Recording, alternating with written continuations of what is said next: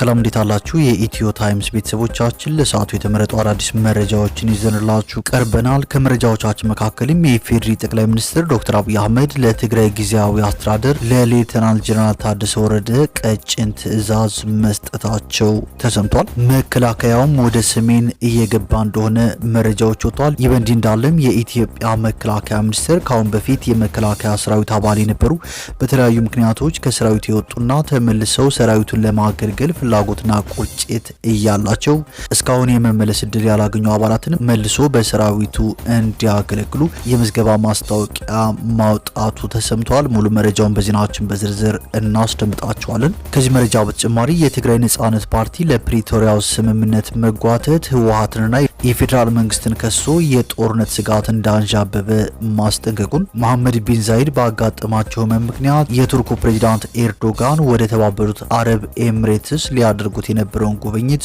እንዳራዘሙ መሰማቱ፣ ጫጉላ ቤት ባለ ሙሽራ ላይ አሰቃቂ የግድያ ወንጀል የፈጸመው ሚዜ በ25 ዓመት ጽኑ እስራት እንደተቀጣ መሰማቱ፣ እንዲሁም በድሬዳዋ በአንዲት ግለሰብ ላይ የተፈጠረውን አሳዛኝ ክስተት አስመልክቶ የተሰማውን መረጃና ሌሎችን በዝርዝር የምንመለከታቸው መረጃዎች ይዘንላችሁ ቀርበናል። ዝርዝር መረጃዎችን ለማድመጥ ቻናላችንን ሰብስክራይብ በማድረግ የደወል ምልክቷን በመጫንና መረጃውም ለብዙዎች እንዲዳረስ ላይክ በማድረግ እስከ መጨረሻው አብራችሁን ቆዩ።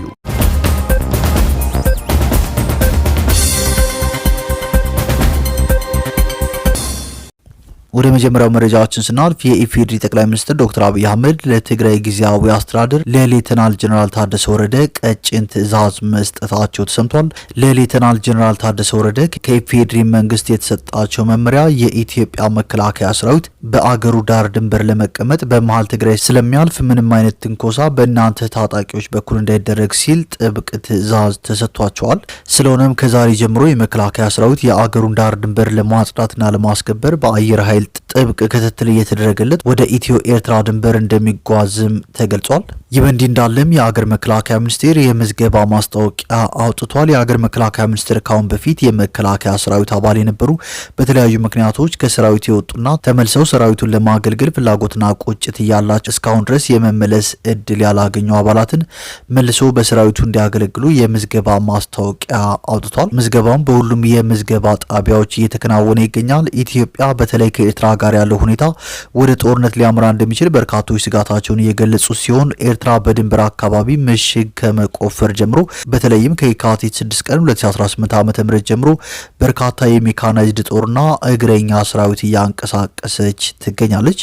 ይህ በእንዲህ እንዳለም የትግራይ ነጻነት ፓርቲ ለፕሪቶሪያው ስምምነት መጓተት ህወሓትንና የፌዴራል መንግስትን ከሶ የጦርነት ስጋት አንዣቧል ሲል አስጠንቅቋል። የትግራይ ነጻነት ፓርቲ የህወሓት አመራርና የፌዴራል መንግስት የፕሪቶሪያውን የሰላም ስምምነት ሙሉ በሙሉ በመተግበር የዜጎችን ጥቅም ማስከበር አልቻሉም ሲል ወቅሷል። ፓርቲው በትግራይ ክልል ዳግም ግጭት ሊቀሰቀስ ይችላል የሚል ስጋት እንዳለውም አስጠንቅቋል። ፓርቲው እሁድ ዕለት ባወጣው መግለጫ አሁንም በርካታ የትግራይ አካባቢዎች በክልሉ ጊዜያዊ አስተዳደር ቁጥጥር ስር እንዳልሆኑና በርካታ ተፈናቃዮች በዘላቂነት የመልሶ ማስፈር መፍትሄ አለማግኘታቸውን ገልጿል። በተጨማሪም በህወሓትና በወታደራዊ እዝ አመራሩ ውስጥ ያለው ውስጣዊ ክፍፍል ተቋማትን እንዳዳከመ፣ የታጠቁ ኃይሎችን አንድነት እንዳፈረስና ለክልሉ ዲፕሎማሲያዊ መገለል ምክንያት መሆኑን ገልጸዋል። ህዝቡን ለዳግም ጦርነት ለማነሳሳት የሚደረጉ ሙከራዎችን ፓርቲው የተቃወመ ሲሆን ሌላ ዙር ጦርነት የትግራይን ህገ መንግስታዊ ድንበሮች ለማስከበርም ሆነ ተፈናቃዮችን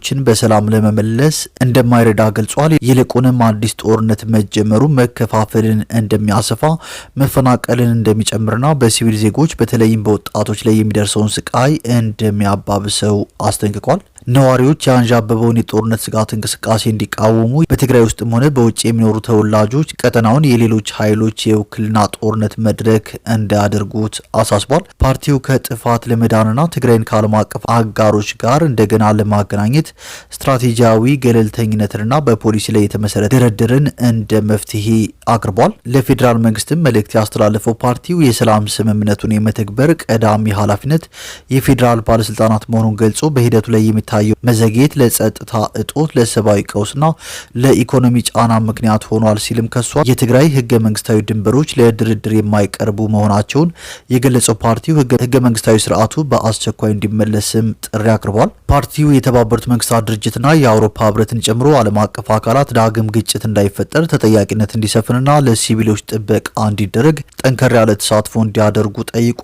ይህ የፓርቲው መግለጫ የወጣው ህወሓት የፌዴራል ኃይሎች ወደ ትግራይ ክፍሎች እየተጠጉ ነው በማለት በከሰሰበትና የድርጅቱ ሊቀመንበር ዶክተር ደብረጽዮን ገብረ ሚካኤል የሰላም ስምምነቱ የሚጣስ ከሆነ በዝምታ አንቀመጥም ሲሉ ባስጠነቀቁበት ወቅት ነው። በኢትዮጵያና በኤርትራ መካከል ያለው ግንኙነት መሻከርና እርስ በርስ የሚሰነዘሩ ክሶች የቀጠናዊ አለመረጋጋት ስጋት ፈጥረዋል። ዓለም አቀፍ አካላትም ውጥረቱ እንዲረግብና አዲስ ግጭት እንዳይከሰት ውይይት እንዲያደርጉ እያሳሰቡ ይገኛሉ።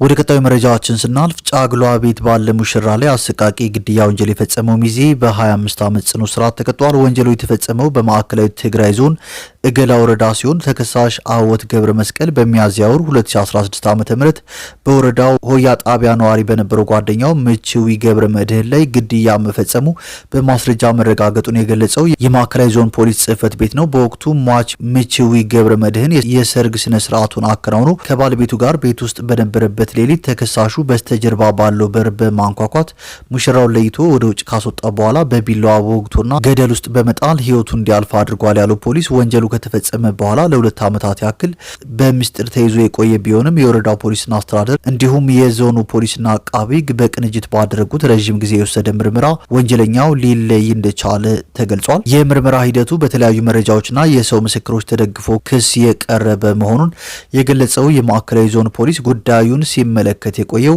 የማዕከላዊ ዞን ከፍተኛ ፍርድ ቤት የእንትጮ ምድብ ችሎት የካቲት 5 ቀን 2018 ዓ.ም በዋለው ችሎት ተከሳሽ አወት ገብረ መስቀል በፈጸመው ግፍ የተሞላ ግድያ ጥፋተኛ ሆኖ በመገኘቱ የ25 ዓመት ጽኑ እስራት እንዲቀጣ ውሳኔ እንደተላለፈበት ተገልጿል። ወደ ቀጣዩ መረጃዎችን ስናልፍ የቱርክ ፕሬዝዳንት ረሲፕ ጣይብ ኤርዶጋን ወደ ተባበሩት አረብ ኤሚሬትስ ሊያደርጉት የነበረውን ጉብኝት አራዝመዋል። ፕሬዝዳንቱ ጉብኝቱን ያራዘሙት ከተባበሩት አረብ ኤሚሬትስ ፕሬዝዳንት ሼክ መሐመድ ቢን ዛይድ አል ናህያን ጋር በስልክ ከተነጋገሩ በኋላ ነው። ኤርዶጋን በስልክ ንግግራቸው ፕሬዝዳንት መሐመድ ቢን ዛይድ በገጠማቸው የጤና እክል ምክንያት አምላክ ፈጣን ምህረት ያድለው በማለትም መልካም ምኞታቸውን ገልጸውላቸዋል። በውይይታቸው ሰዓትም ቱርክ ከተባበሩት አረብ ኤሚሬትስ ጋር ላላት ግንኙነትና ለሀገሪቱ መረጃዎች ደህንነት የምትሰጠውን ትልቅ ቦታ በድጋሚ አረጋግጠዋል። ኤርዶጋን ቢን ዛይድ በመታመማቸው ምክንያት በዛሬው ዕለት ወደ አቡዳቢ ሊያደርጉት የነበረውን ጉብኝት ለማራዘምም ወስነዋል። የቱርክ ባለስልጣናት እንደገለጹት ከሆነ የቢን ዛይድ ጤንነት ሲሻሻል ጉብኝቱ ለሁለቱም ወገኖች አመቺ በሆነ በሌላ ጊዜ ይካሄዳል ብለዋል። ይህ የጉዞ መራዘም የተሰማው ኤርዶጋን ሰፋ ያለ ዲፕሎማሲያዊ ጉብኝት ለማድረግ ወደ ኢትዮጵያም ይጓዛሉ ተብሎ በሚጠበቅበት ሰዓት ነው። የቱርክ የኮሚኒኬሽን ቢሮ እንደገለጸው ኤርዶጋን በጠቅላይ ሚኒስትር አብይ አህመድ ግብዣ ወደ አዲስ አበባ ለመምጣት ፕሮግራም ይዘዋል። በጉብኝታቸው ሰዓትም ድርድራቸው ተጠናቆ ዝግጁ የሆኑ በርካታ ስምምነቶችና ሰነዶች ይፈረማሉ ተብሎ እንደሚጠበቅ የኮሚኒኬሽን ቢሮ መረጃ ያመለክታል። ወደ መጨረሻው መረጃዎችን ስናልፍ ከድሬዳዋ የጥንቃቄ መልእክት ተላልፏል። ከስራ ገበታዋ ወደ መኖሪያ ቤቷ እየተመለሰች ነበር። በድንገት ታዲያ ከዚህ በፊት በመልክ የማትለየውና በአካል አግኝታው የማታውቀው አንድ ግለሰብ ወደ እርሷ በመጠጋት ትብብር እንድታደርግለትና እንድትረዳው ይጠይቃታል። ሎተሪ ደርሶኝ ነበር፣ ነገር ግን ገንዘቡን ለመውሰድ መታወቂያ የለኝም።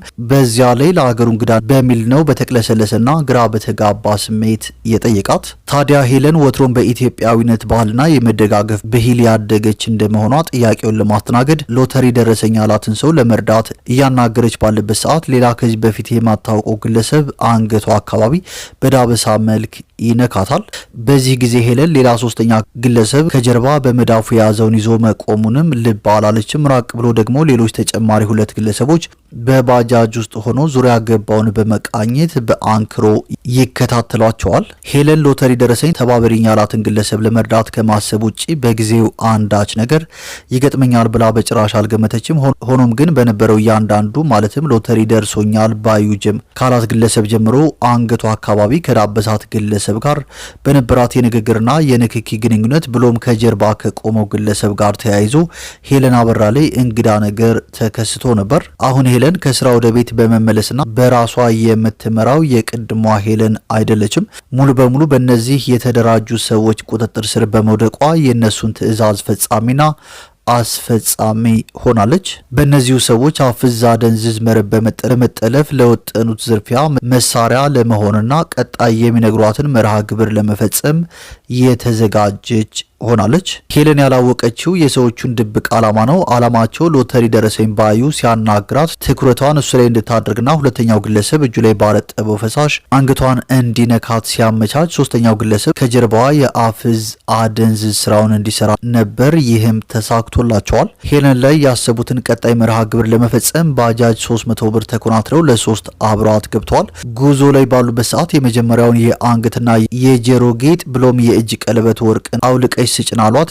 ሌሎች ሁለት ግብረ አበሮቻቸው ደግሞ በሌላ ባጃጅ በጥንቃቄ ፖሊስ መኖር አለመኖሩንና ሌላ ሰው ሁኔታውን አየ አላየ በትኩረት ይከታተላሉ።